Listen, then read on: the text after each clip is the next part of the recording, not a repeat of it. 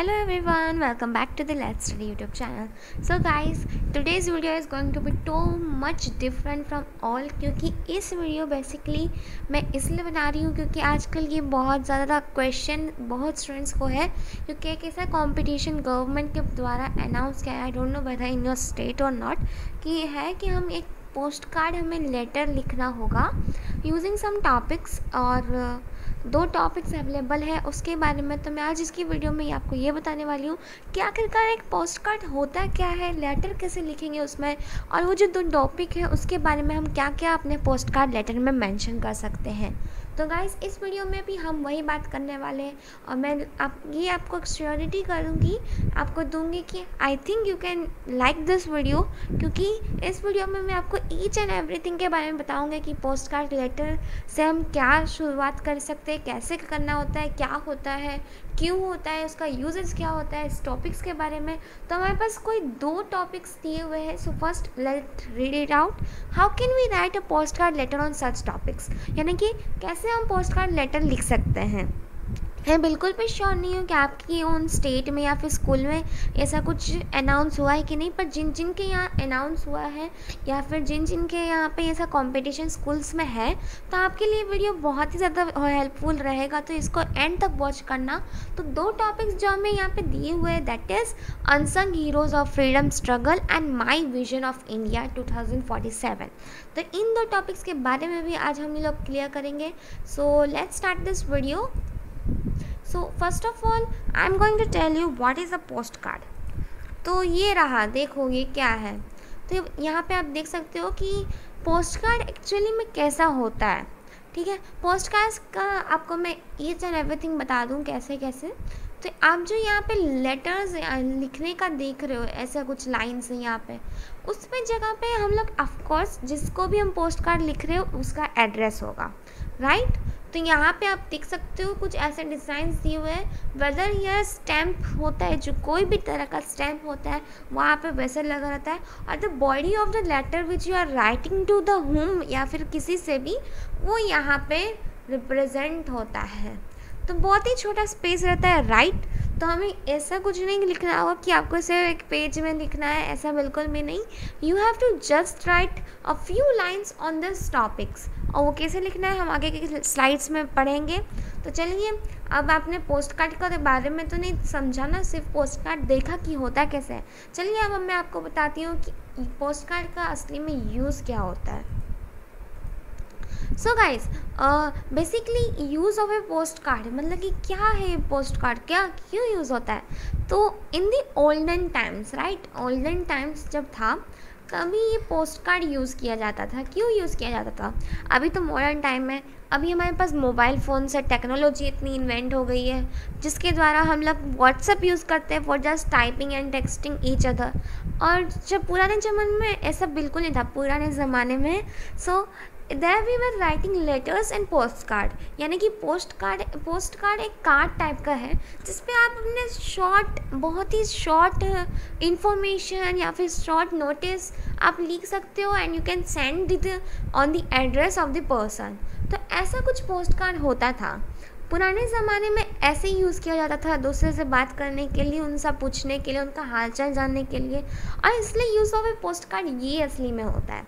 Modern times में आपको post card की मीनिंग शायद ही पता होगा, क्योंकि अभी तो फ़िलहाल हमारे पास मोबाइल फ़ोन्स, टेक्नोलॉजी कितनी इन्वेंट हो गई है कि पोस्ट कार्ड का मीनिंग ही हम लोग भूल गए। पुराने ज़माने में मोबाइल्स थे ही नहीं, ना ही मोबाइल्स था, ना ही उनके पास कोई भी ऐसा रास्ता था जिससे वो कांटेक्ट में रह सके। तो the one only things which they were doing writing a letter and just posting it to the address, or they are writing a letter in the post card, यानी कि बहुत शॉर्ट इन्फॉर्मेशन में और उसको एड्रेस में send करते थे। ठीक है, अभी हमने use of A post card देख लिया। अब हम देखते हैं कि वो जो टॉपिक्स हैं उनके बारे में हम क्या क्या लिख सकते हैं। पहला टॉपिक जो हमारे पास था, मैं आपको फिर से वो पहला स्लाइड में दिखा दूं कि ये दो टॉपिक्स हैं हमारे पास, unsung heroes of freedom struggle and my vision of India 2047। तो इन दोनों टॉपिक्स के बारे में पहला टॉपिक तो यही है कि कुछ हीरोज़ थे फ्रीडम स्ट्रगल में जिनके बारे में एक्चुअली में तो कहीं पे भी मेंशन नहीं किया जा सकता है। ठीक है, किया जा सकता नहीं, किया है ही नहीं, ठीक है। हमने सुना होगा बहुत सारे लीडर्स के बारे में, जैसे कि गांधी जी हुए, जवाहरलाल नेहरू हुए, दैन इट इज़ सरदार वल्लभ भाई पटेल, फिर सुभाष चंद्र बोस, इन सब के बारे में हमने ऑलरेडी नोन है, ठीक है। हर बुक में आपको स्टडी में अवेलेबल होगा इसके, इन सब के बारे में। बट ऐसे कुछ अनसंग हीरोज़ हैं जिनके बारे में उनका योगदान तो बहुत था, लेकिन उनके बारे में कहीं पे मेंशन नहीं है। तो आपको पहले टॉपिक में उसी चीज़ के बारे में लिखना है। दूसरा है my vision of India 2047। Actually में अगर आपको पता होगा तो हमारे इंडिया को इंडिपेंडेंस कब मिला था, 15 अगस्त 1947। और यहाँ पर 2047 पूछा है क्योंकि you have to imagine that after 100 of years हमारा इंडिपेंडेंस हुआ था 1947, उसके 100 साल बाद हमारा इंडिया कैसा दिखेगा। आपका विजन है, ठीक है। मैं नहीं आपको इतना लिख के बता सकती हूँ कि आपको क्या लिखना है, कैसे करना है, आपके ऊपर आपका विजन है। विजन यानी कि आपकी सोच, ठीक है। आप कैसे सोच रहे हो कि इंडिया आपका कैसा बन सकता है, ठीक है। अभी हमने यही दोनों के बारे में अभी हमें देखना है। पहला टॉपिक था unsung heroes of freedom struggle. उसके बारे में आप क्या लिख सकते हो, अनसंग हीरोज़ के बारे में, ठीक है।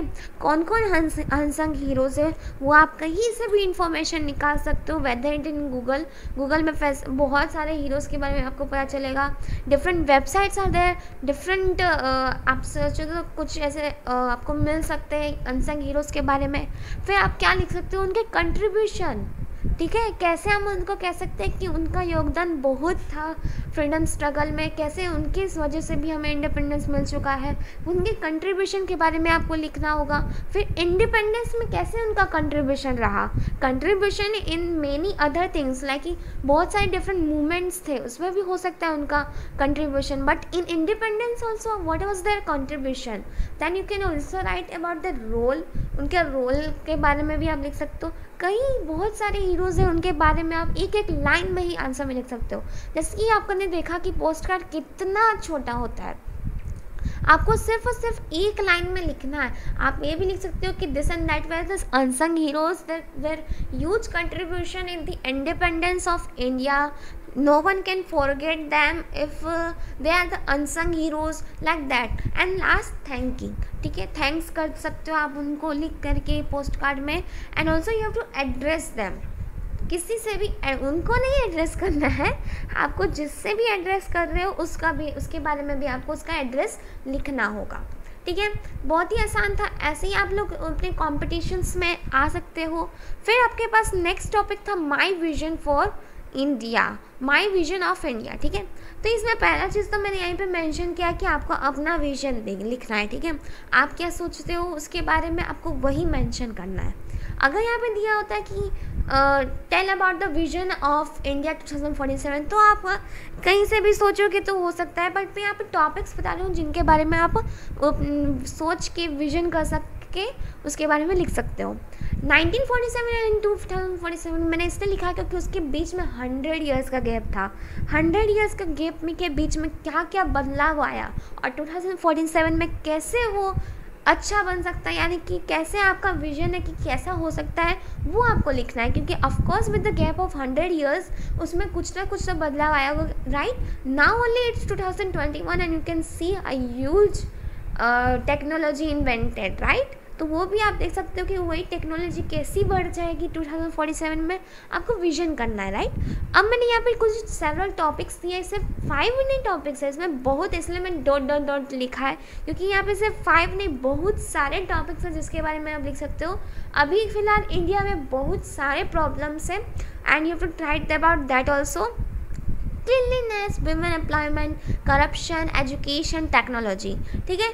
क्लीनलीनेस के बारे में आप लिख सकते हो कि कहाँ कहाँ अभी तक क्लीनलीनेस नहीं हमें दिखती है। The most dirtiest as much I know was Delhi and Kanpur, ठीक है।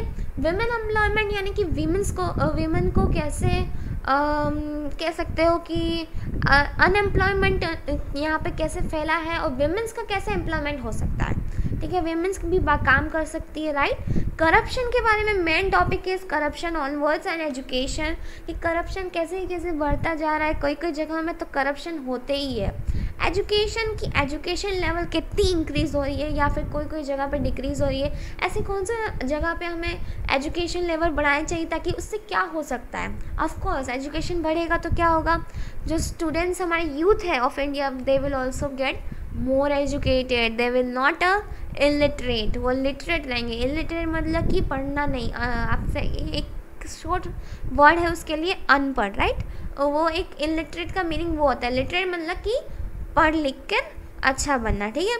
टेक्नोलॉजी तो अभी इन्वेंट इतना हो गया, इतना बढ़ गया कि I am thinking that what would be your vision of 2047। Of course कितना इन्वेंटेड होगा तब, तो उसके बारे में लिखना है। अब नेक्स्ट जो टॉपिक है, आपको कैसे पोस्टकार्ड में आप कैसे लिख सकते हो, ठीक है। Basically I would like to tell you कि ऐसा नहीं है कि आपको इसके बारे में कहीं से भी मिल जाएगा तो आप लोग 4-5 लाइन्स लिख देना, ठीक है। 4-5 लाइन्स नहीं, it will be given around 1 paragraph. Most of the where I seen that ज़्यादा नहीं आपको लिखना है, बस एक पैराग्राफ लिखना को होगा, तो इसलिए मैं आपको बोल रही हूँ कि उतना ज़्यादा नहीं लिखने का स्पेस रहेगा। आपको इजी राइटिंग, हैंड राइटिंग भी अच्छी होनी चाहिए, एवरीथिंग शुड बी गुड, और फिर ही लिखना चाहिए about your vision, about your so about the first topic that was unsung heroes of freedom struggle. बहुत से इनके बारे में आप बहुत कुछ लिख सकते हो, बट एक पैराग्राफ में आपको इतना लिखना होगा जिससे जो इसको रीड कर रहे हैं उसके माइंड में भी ऐसा इफेक्ट पड़े कि हाँ विजन ऐसा है तो ऐसा कुछ होगा। बहुत अच्छी सोच है इस लिखने वालों की, बहुत अच्छी सोच है। First topic unsung heroes, right. Gandhi ji, Jawaharlal Nehru, Sardar Vallabh Bhai Patel, Subhash Chandra Bose, वो सब के बारे में तो हम जानते थे, बट इनके भी पीछे कोई और लोग थे जिनका इंडिपेंडेंस में बहुत बड़ा योगदान था, right. I hope you like watching this video. In this video I think कि मैंने जितना भी इंफॉर्मेशन दिया उससे आपको हेल्पफुल हो और आप कंपटीशन में सक्सेस पा सको। एंड आई थिंक दैट जितना इन्फॉर्मेशन मैंने दिया है आपके लिए बहुत हेल्पफुल रहे, that I wish. And thanks for watching this video. I hope you like watching this video, and subscribe to my YouTube channel, press the bell icon to receive all the notifications. Thanks for watching.